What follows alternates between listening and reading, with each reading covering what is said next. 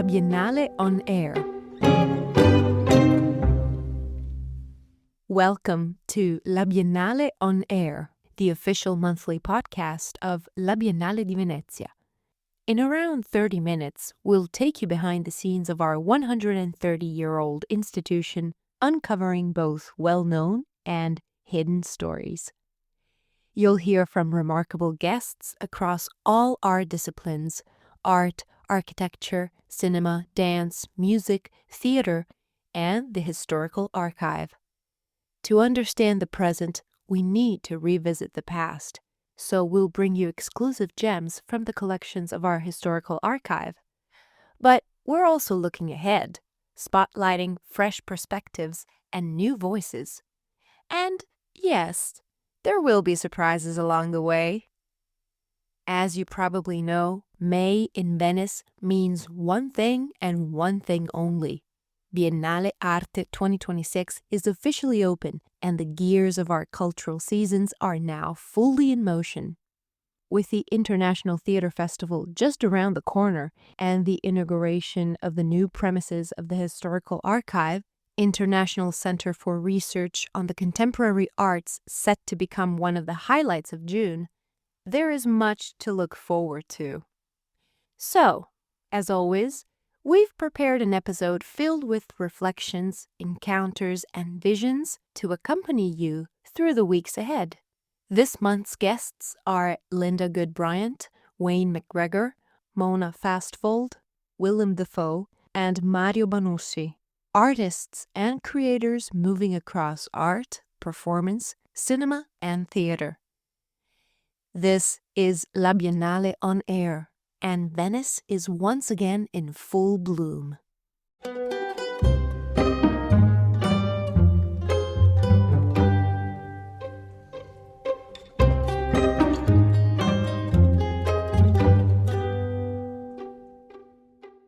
The 61st International Art Exhibition has finally opened its doors, drawing more than 10,000 visitors on opening day alone, on top of the thousands who had already visited during the preview days. A record turnout for an exhibition that, until the 22nd of November 2026, will unfold across the Giardini, the Arsenale, and the entire city of Venice, accompanied by performances, talks, guided tours, and more than 100 participating artists from around the world. In minor keys, the exhibition, conceived and curated by Koyo Kuo, was imagined as a space for listening, connection, and attention to what so often remains at the margins. And so, within a biennale shaped by political and global tensions, perhaps more than ever this year, we chose to tell its story through the voices of the artists whose works are at its heart. First, we meet the farmer and filmmaker Goode Bryant. Her contribution, Still Life, begins with a simple and concrete gesture, cultivating a vegetable garden inside the Biennale's Giardini. A fun fact: among the plants growing there is okra, originally from tropical Africa and deeply rooted in the cuisine of the American South. It was one of Koyo's favorite vegetables. Still Life opens onto a broader question. How can we imagine new ways of being together and return to the small things we so often overlook? Bryant's work is an act of care for the world, an attempt to find new ways of caring for the earth and all life it sustains. Let's hear her voice as she shares more about her practice and her Venetian farm. The full interview, along with more exclusive content from the exhibition, will soon be available on our Biennale channel. You know, I often quote the artist David Hammons by saying, whatever an artist makes is art. And so my work has primarily been work that involves community in the making of the work in a collaborative way. So it has ranged from being a visual artist to being a filmmaker to starting entities like organizations that support artists to what I've been doing since 2009, which is creating farms throughout New York City in every borough in communities that don't have access to fresh, nutritious food. It was so amazing when I discovered that Koyo wanted me to be here and the curator for the main show. And Because to me, New York City and Venice are very similar. There are bricks and there's concrete, right? There's very little land to grow much on, right? And the fact, even more important, is that 1605 years ago, Venetians and others who were escaping war found a way to put trees underneath, create a platform, and live above water. That's fucking amazing, right? Oh my gosh. So imaginative, so creative. I just love the Venetians and any other Italians that were involved in that. It's just like the ingenuity, the creativity, the imagination, you know? So that's amazing. The other thing that really has so made me excited is that it's human labor that helps to keep this city going now. And so watching the farm be built and coming back and forth and just staying here for a while, it's people use hammers and nails. They don't use things that go jump, jump, jump. And there's something about that that just makes you realize the capacity and the amazingness of us humans, as Homo sapiens. At the same time, we have got to acknowledge that nature itself is imagination. And there are many species that are far more intelligent than we will be, but we think we're superior. And until we can equalize that, until we can get people to say it's not either or, it is all of us working collaboratively that creates the nature that has kept us here as long as we've been. On the occasion of the Biennale Arte 2026, on the 8th of May, la Biennale di Venezia hosted Biennale della Parola, Dissent and Peace, in the Sala delle Colonne at Ca' Giustinian, an evening dedicated to reflection on the urgent subject of peace, bringing together the artistic directors of all our departments, Alberto Barbera for cinema, Caterina Barbieri for music, Willem Dafoe for theater, Wayne McGregor for dance, and Wan Shu and Lu Wanyu for architecture. The event became a shared moment of exchange across disciplines and perspectives. Today, we invite you back into that atmosphere through Sir Wayne McGregor's contribution to the evening, reflecting on the body as the first territory we inhabit. The visionary choreographer explores dance, culture, and the fragile possibilities of human encounter. In dance, we practice something called entrainment. Two independent bodies begin to synchronize rhythmically, not by becoming identical, but by learning how to move in relation to one another. They read shifts in breath, variations in weight, tiny muscular hesitations, invisible to an outside observer, and gradually something extraordinary happens.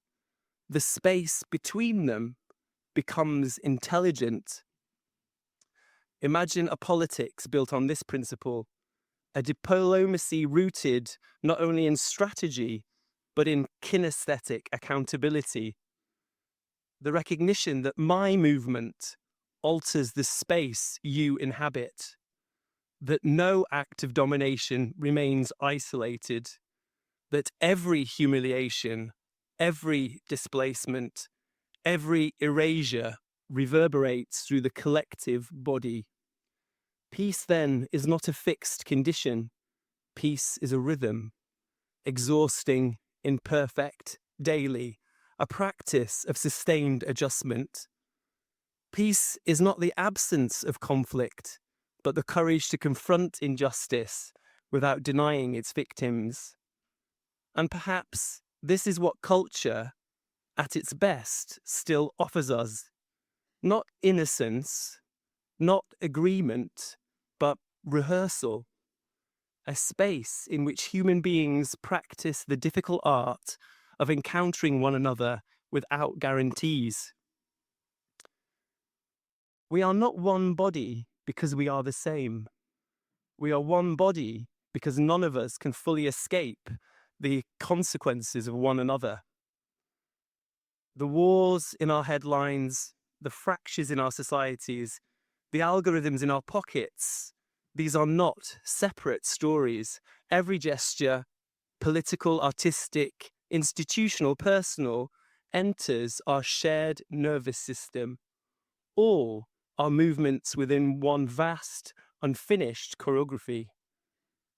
The question remains not whether we can remain untouched by one another. We cannot. The question is what responsibilities begin once we expect and accept that fact. On the 1st and 2nd of June, La Biennale will inaugurate the new home of the Historical Archive and International Centre for Research on the Contemporary Arts at the Arsenale. A major milestone for one of our institution's most vital spaces of memory, research and experimentation. Across 2 days of exclusive lectures and world-class performances curated by our artistic directors, the opening programme will take shape as a wide-ranging reflection on the languages of the contemporary world, focusing on the archive as a dynamic entity, one capable not only of preserving the past, but of constantly renewing it and carrying it into the future. To anticipate this important moment, we are joined by one of the most distinctive voices in contemporary cinema, Mona Fastvold. A true friend of Biennale cinema, Fastvold has mastered the art of weaving archives into storytelling. You may know her as the director of The World to Come and The Testament of Anne Lee, and as the co-writer of the acclaimed film The Brutalist, all of which made their world premieres right here in Venice. Mona, I'd love to start with the role archives play in your films. How do you and your creative team engage with archival research when building these cinematic worlds? There's nothing that I enjoy more than the research process, I think, of the writing process. I love having the chance to play detective. And I'd spend a lot of times at various libraries and archives to find out specific details and inspiration. So for them, actually, it was during my research period on The World to Come that I discovered the story of Anne Lee. And I was reading some old some books about religion in that area, and I discovered that part. But when I started my work on the Testament of Anne Lee, there was not a lot of information available, not a lot of books published on her. So I relied heavily on the Massachusetts Hancock Museum and their archives, as well as the Massachusetts Public Library archives. It has a great shaker collection as well. So it's a big part of it. I think with the Brutalist as well. We ended up going into finding old letters between architects and their project developer, and and finding those specific details often really sparks a great idea. So it's a big part of our process. Speaking of The Brutalist, you brought back to life the first Biennale Architettura, a fascinating overlap with our theme. How did you approach that reconstruction in practical terms, and could you tell us about the process of creating fictional archival footage for this project? So I have to credit the majority of that work to our production designer, Judy Becker. So while we premiered The World to Come in Venice, it was during COVID. So Venice was empty, almost empty, free of tourists. No one was there, and we were lucky enough to get to shoot in Venice and at the Biennale during that period. So we did shoot sections of that. Were shot, but with a very small crew. Just my cinematographer, who came for the film from France, and he brought a camera with him, and some film stock. So it was just me, Brady, and him, and a couple of other crew members for that section. And then afterwards, Judy started going into doing research and finding references. And then we played with various kinds of formats, even to sort of recreate that sense of the past using VHS and Beta, and to sort of to play with sort of the various archive ideas of some of this being real archive as well. But mostly for in terms of the research is, films and pictures and whatever you can get your hands of, to try and recreate this first architectural biennale. We always knew that that's where the film was going to end, with all of these models and there. So that's sort of, we knew. Often when we write, we it's pretty clear where the end is and where the beginning is, and then the writing process is a lot about finding all of the in between. But we always knew that that would be the end. So that's why we had to take the opportunity to film in Venice, when it was so empty. It was, just this kind of incredible opportunity. At what stage do you begin mining the archives? Does that research dictate the narrative from day one, or is it a layer of authenticity you weave in during the writing and production phases? We don't have a researcher. We do it all ourselves. But we start. I mean, it starts before, during, and even throughout the post process. I think, when you're telling a story, I think the themes of that story are so important to you that that process never becomes tired. You keep on looking for more details and clues, and it's that sort of in that part of it continues on. But there is a lot of research leading up to the writing process, sort of gathering all of the information that you feel is important, and then organizing it, and having sort of a vault to pull from when we sit down. Because when we sit down to write, Brady and I, it's usually a all-consuming process that sort of takes about 8 to 10 weeks, where we're writing kind of day and night, and we won't stop until we're at the end of a first draft. So during that period, it's nice to have sort of a whole sort of vault of research done already. And we usually spend years leading up to making the film, talking about it, and finding the story and figuring out what the story is going to be, and the themes that we want to explore. Um, so I think that, that research process it's a lengthy process leading up to it. But then throughout, even up until, the shoot as well, it's we continue finding new things and discovering new things as part of that process. Now, with the new film that we are going into production with this summer, we've brought in some experts, uh, specifically to sort of, uh, I think it's to just even deepen that sort of research process even further. One final curiosity: of all your projects, which one demanded the most from you in terms of research?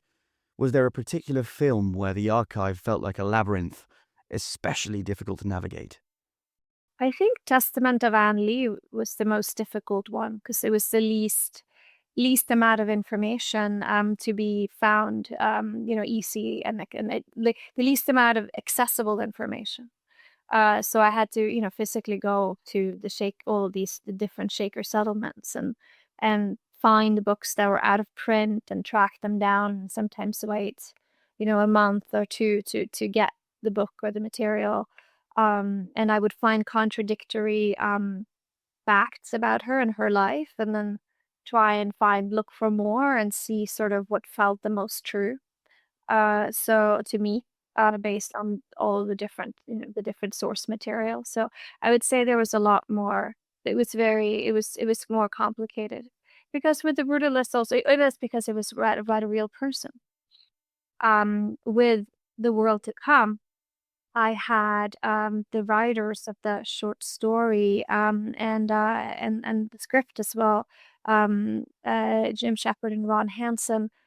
They they're just great historical writers, and they had done so much research on that specific period. So with them, I could find a lot of I could turn to them for a lot of fun details, and it was a really lovely process just talking, immersing yourself into them, into the period with them.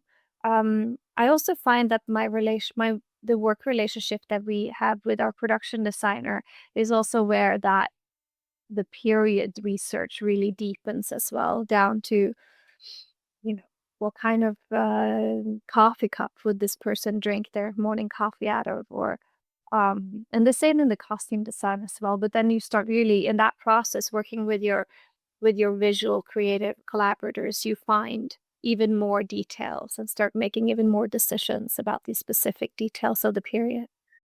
Thank you so much, Mona. Your perspective has been truly inspiring, and we hope our paths cross again in Venice soon.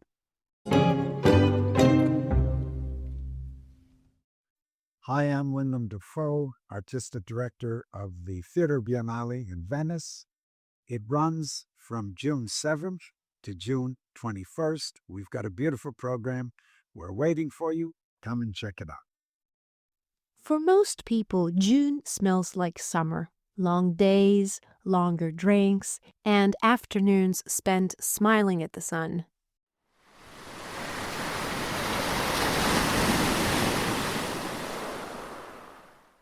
It's incredibly easy to get distracted by the seductive warmth of the season. But you know what you should do instead? Don't give in. Come with us to the 54th International Theatre Festival. Titled Alternative, this year's Biennale Teatro welcomes companies and artists from across the world to Venice, many of them presenting their work in Italy for the first time.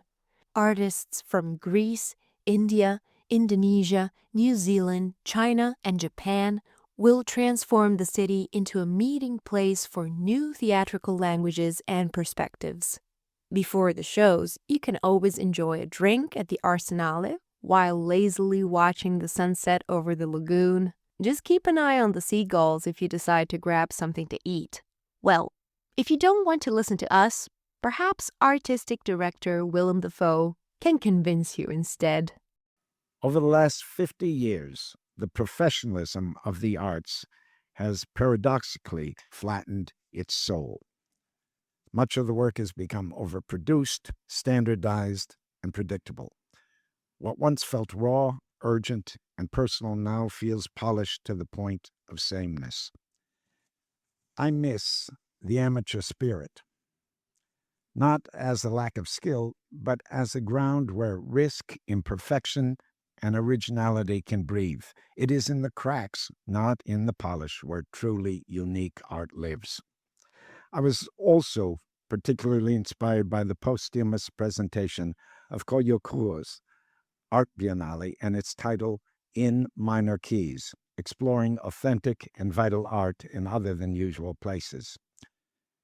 In search of work grown from a humanist community base rather than a careerist commercial one, we looked into communities where the theater serves a public to entertain, inspire, and instill a sense of wonder and possibility, whose intentions are rooted in their own traditions, but with the attempt to invite the future. For this year's edition, my colleagues Valentina Alferi and Andrea Porchedo and I have chosen the title, as you've already heard, Alternative, or more precisely, Alter-native. There's no exact meaning, as the etymology can be vague or evocative. The idea is to think alter, as in change, native, as your nature, or alter, as in other, native, as the culture one is from. Speaking of theatre, Mario Banushi is the recipient of this year's Silver Lion. Born in Greece in 1998 and raised in Albania until the age of 6, Banushi graduated from the drama school of the Athens Conservatoire. He made his debut as a director with Regarda, created and presented in a private apartment during the pandemic. After attending the final performance, the director of the National Theatre of Greece invited him to collaborate, an encounter that led to Goodbye Lindita.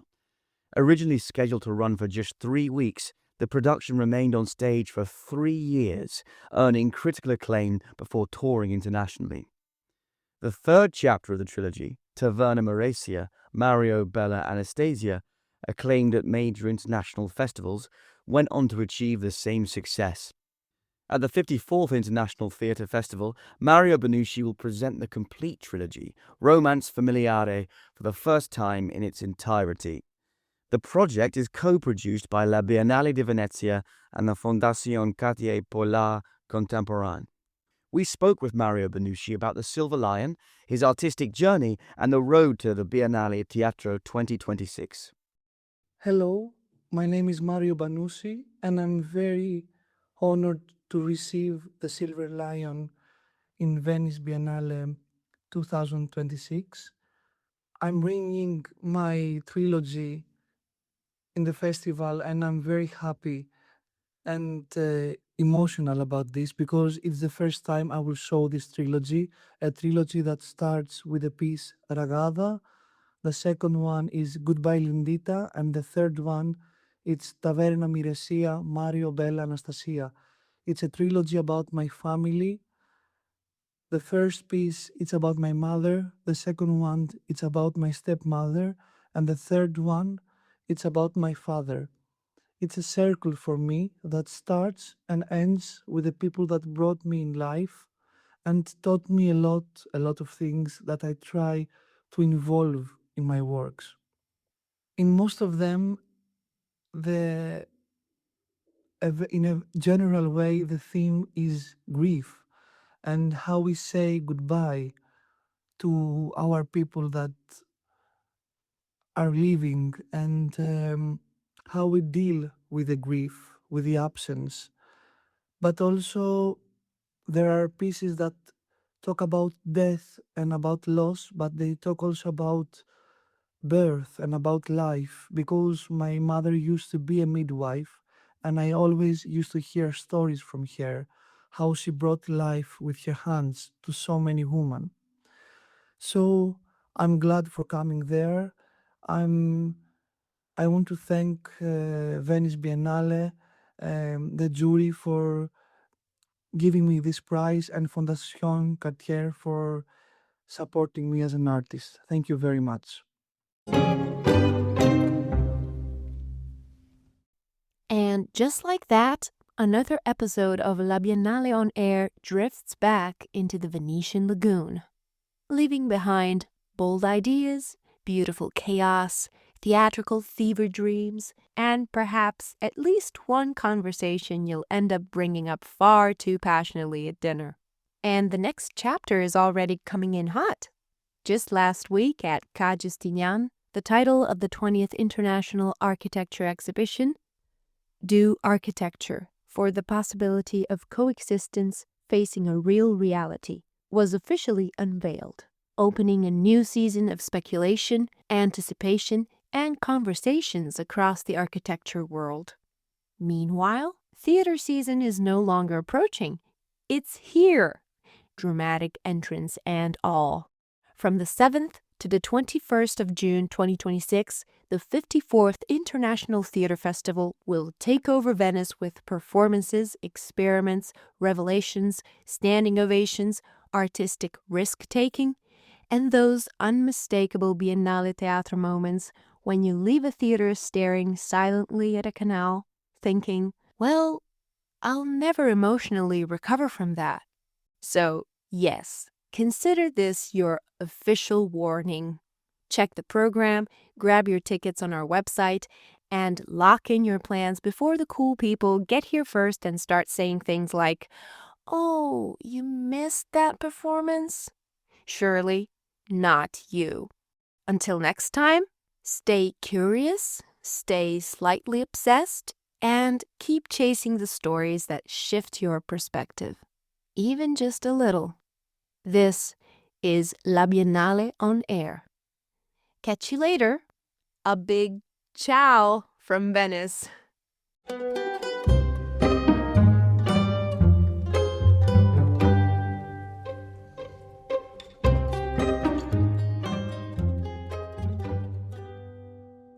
La Biennale on Air is a podcast produced by La Biennale di Venezia. The voices you're hearing are those of Leda Kreider. And Adam Wadsworth. Mixing and audio editing are by C3 Tecnologie e Organizzazione SRL. The podcast is curated by the editorial activities and web office and the press office of La Biennale di Venezia. Cesare Bisantis, Valentina Campana, Claudia Gioia, Ornella Mogno, and Marta Zannoner.